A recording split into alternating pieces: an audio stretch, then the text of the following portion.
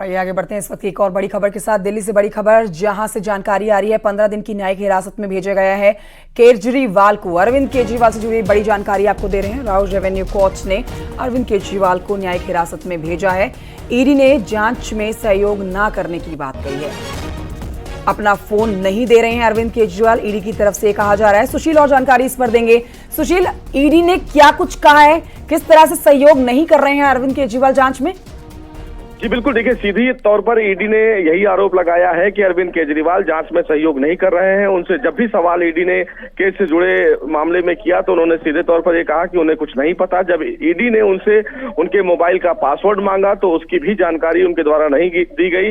हालांकि इस पूरे मामले में जांच को लेकर ईडी आगे बढ़ रही है। ईडी की तरफ से कहा गया है कि अभी हमें अरविंद केजरीवाल की कस्टडी की आवश्यकता नहीं है, लेकिन भविष्य में ईडी को अगर अरविंद केजरीवाल की कस्टडी की आवश्यकता होगी तो जो 4 दिन उनकी कस्टडी बची हुई है उसको वो कहीं ना कहीं यूटिलाइज करेंगे। लेकिन अभी फिलहाल अरविंद केजरीवाल की कस्टडी की आवश्यकता नहीं है। हालांकि ईडी ने सीधे तौर पर यह कहा कि अरविंद केजरीवाल ने इस मामले से जुड़े हुए किसी भी सवाल का सीधा जवाब नहीं दिया है।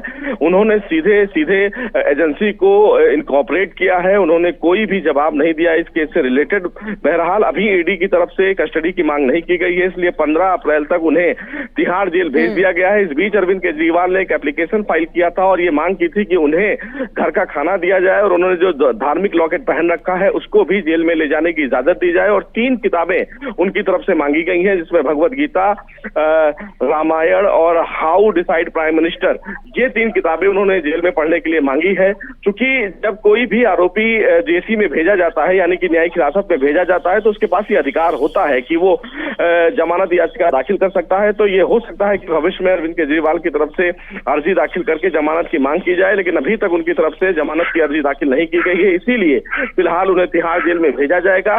तिहाड़ जेल के अधिकारियों के द्वारा अरविंद केजरीवाल को जब जेल लाना होगा तो उसकी तैयारी के लिए फिलहाल हाई लेवल मीटिंग की गई है कि उन्हें किस बैरक में रखा जाएगा और कितनी उनको सुरक्षा दी जाए। तो ये माना जा सकता है कि अब अरविंद केजरीवाल 15 दिन के लिए तिहाड़ जेल में जाएंगे। इस बीच अगर सीबीआई को अरविंद केजरीवाल से पूछताछ करनी होगी या सीबीआई को भी, जो इस पूरे मामले में मेन केस रजिस्टर करने वाली एजेंसी है, तो वो भी पूछताछ के लिए अर्जी दाखिल कर सकती है। मतलब अरविंद केजरीवाल को जल्द राहत मिलती हुई नजर नहीं आ रही है। बहुत शुक्रिया आपका सुशील पांडे जानकारी के लिए।